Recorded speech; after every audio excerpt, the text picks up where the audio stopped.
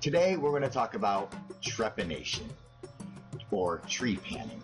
Trepanation is the ancient medical practice of removing a chunk of skull from your head for no reason.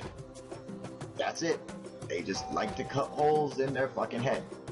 I mean, for real, they literally have no reason to do it, okay? 90% of the skulls that they find with trepanation scars, it's an elective process. Like, they chose to have this done, okay? And this goes back till the beginning of humans. Every civilization has performed tree panning. It is one of the oldest medical practices in the world. I mean, it goes back to the dawn of all of mankind, all right?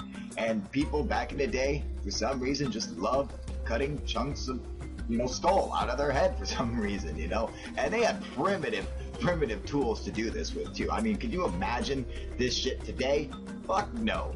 I mean, look at that shit, dude. Look at that fucking little drill thing. How would you like to get that thing in your fucking head? Right next to your brain. They are literally millimeters away from cutting into your brain and killing you dead.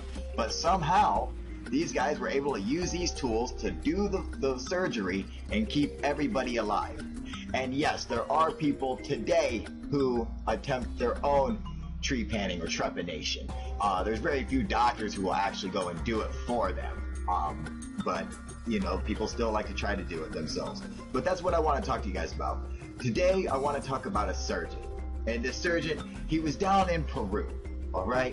And Peru's a land with, Machu Picchu, Sacsayhuaman, Ollantaytambo, cocaine, museums, alpacas, cocaine. I mean, Peru's just full of all kinds of great stuff. And this doctor, he's on vacation. He's in this little town in the middle of nowhere, all right? And he's just, kicking it, relaxing and everything. And all of a sudden, he hears someone freaking out outside. This woman's like, oh my God. She's freaking out. And the doctor's like, hey. What the hell's going on out here? What's up? What's happening? I'm a doctor. And she's like, oh my God, it's my daughter. My daughter's been here. He goes, ma'am, I'm going to need you to calm down. Now, tell me, what the fuck's going on? What are you screaming about, all right? And just take your time. He's like, okay, well, my daughter, she was out working, and she got hit in the head with a tool, an instrument, and her head is cracked open. He's like, well, let me see, I'm a doctor. Holy shit, you have got to get her to a hospital. And she's like, see, that's the problem, doctor. The hospital is 2 hours away, 2 hours travel, all right, across the Andes Mountains. What are we going to do? And he's like, oh my God, let me think. Oh, fuck.